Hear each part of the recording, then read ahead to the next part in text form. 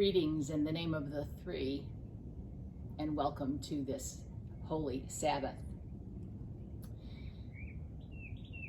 I so very much am grateful for your joining me in these contemplative moments together. Our very short worship service does include a celebration of the Lord's table, so as you are prepared to participate, be sure you have your elements, your bread and wine or crackers and juice or whatever elements are common to you, so that you may join us, that we may join our hearts, join our lives as we celebrate the sacrament. So for right now, thank you for welcoming me into your home, and let's listen to some wonderful sounds of nature as we draw ourselves inside and listen to where the Spirit speaks.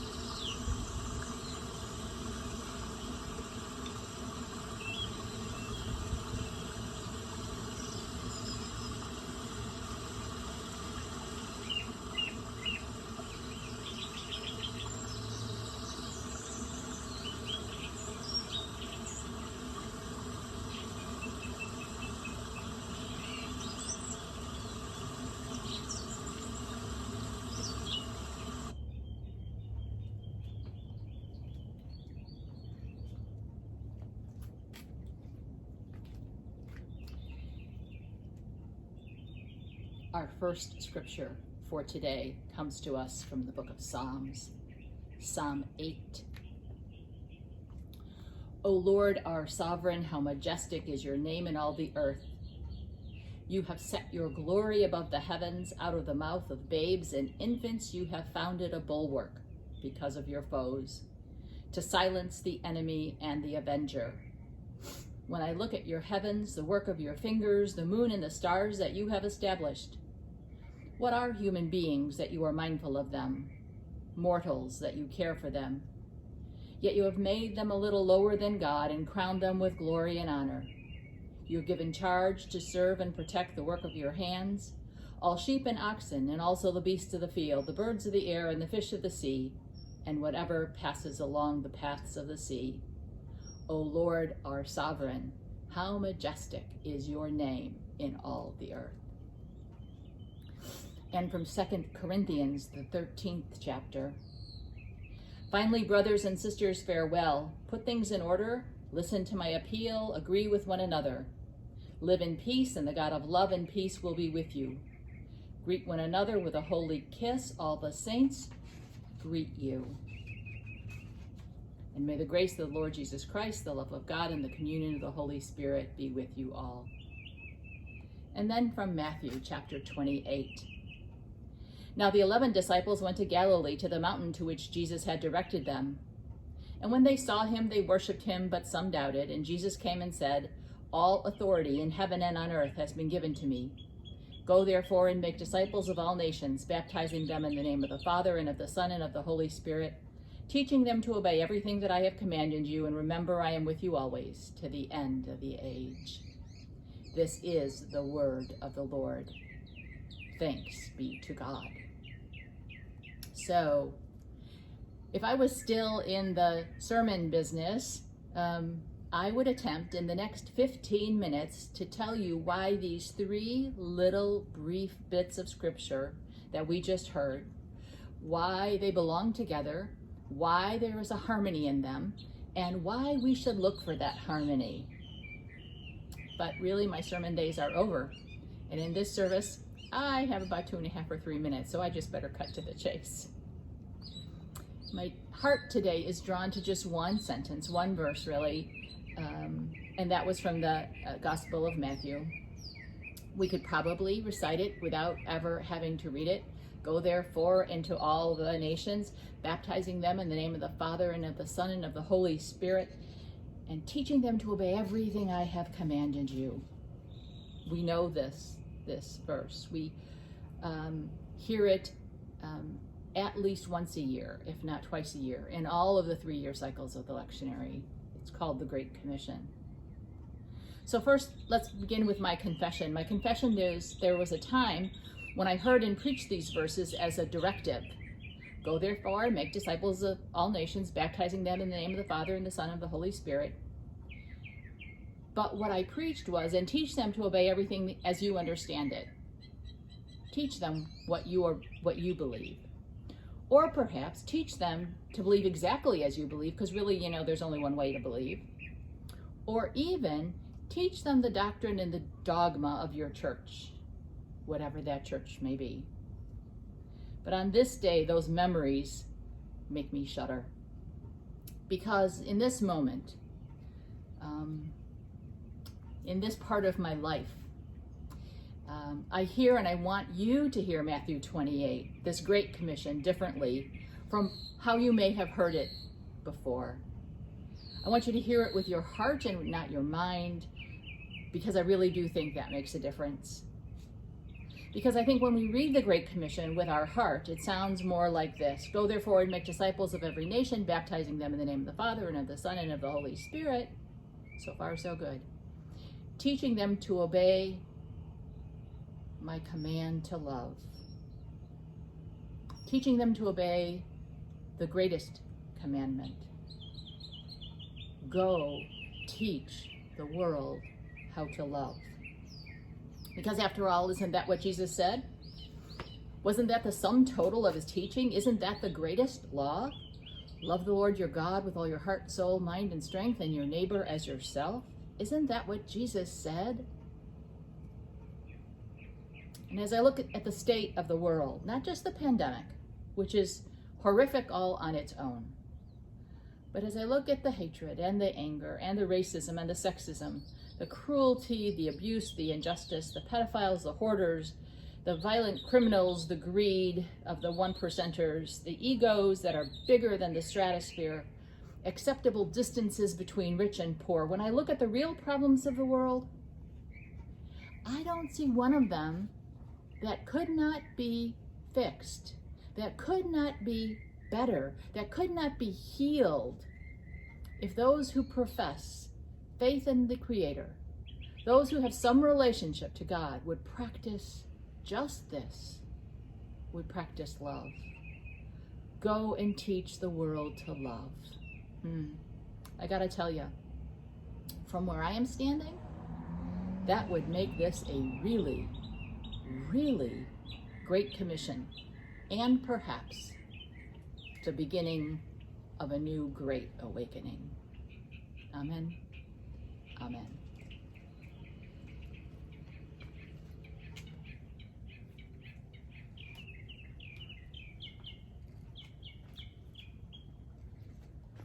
Friends, Scripture tells us that we will gather from north and south and east and west to sit at this table, and that it is the Lord's table and not our own, that all who love the Lord are welcome to come and to taste and to see that the Lord is good. For it was on the night that he would be betrayed, Jesus took bread. And after giving thanks to his Father, he broke it and offered it to his disciples, saying, "Take, eat. This is my body broken for you." And in the same way, when the meal was ended, Jesus took the cup. And again, he gave thanks and praise to his Father. And he offered the cup to his disciples, saying, "Take, drink. This is the cup of the new covenant in my shed blood, shed for you and for many, that sin may be forgiven. Do this in memory of me. For it is indeed every time we eat this bread and drink this cup, it becomes for us a memorial meal until the time Christ shall come again. These are the gifts of God for the people of God. This table is set for you. You may partake of the elements as is your custom. I will partake by intinction the body of Christ,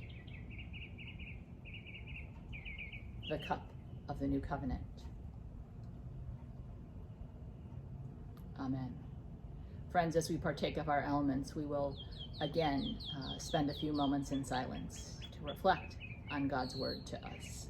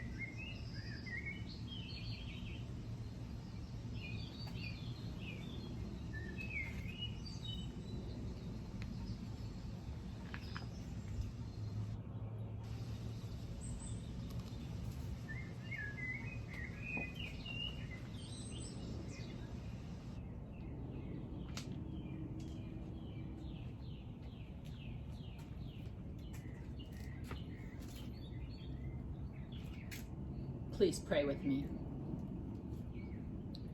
Magnificent and holy God, divine source of mercy and compassion, creator of all and giver of life, you who are in all and with all, we, your pale reflection, bring to you all honor and glory which is your due.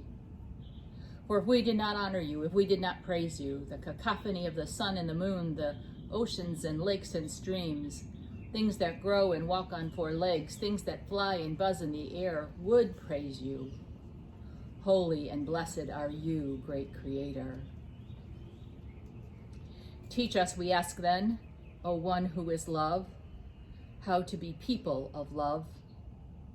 Reveal to us in each moment what the most loving path is in the next step.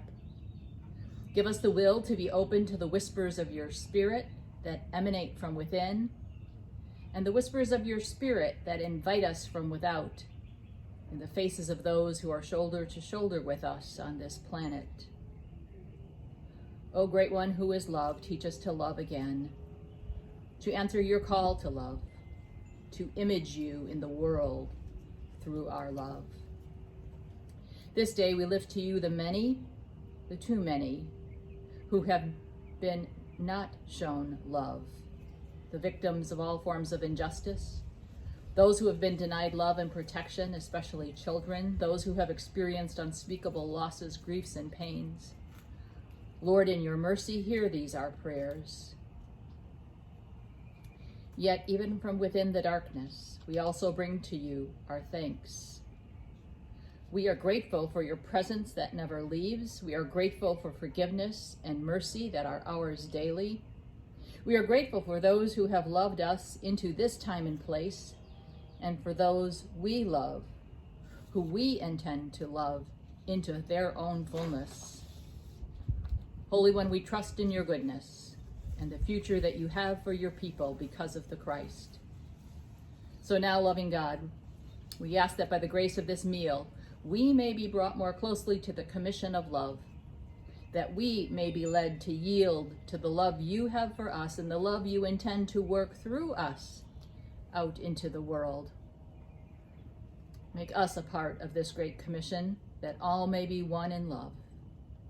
Make it so. Make it so. Even as you unite us now, as we offer the prayer our brother taught us, praying, Our Father, who art in heaven, hallowed be thy name. Thy kingdom come, thy will be done, on earth as it is in heaven. Give us this day our daily bread, and forgive us our debts, as we forgive our debtors. And lead us not into temptation, but deliver us from evil. For thine is the kingdom, and the power, and the glory, both now and forever. Amen.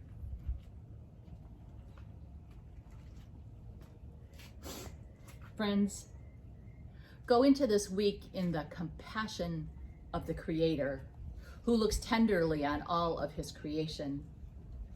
Go in the love of Christ the Messiah, who taught us all the way of love. Go in the animating power of the Holy Spirit and make the great commission of love great in our time and great for all people. Go filled with whatever you need by the grace of this meal to do everything that is yours to do. And may joy and peace be yours in your own becoming. In the name of the Father, and of the Son, and of the Holy Spirit. Amen. Thank you for joining me this week for Sacred Space. I hope there is just a piece that you can take with you into your week that will make a difference in your life and in the life of others. See you next time. Bye-bye.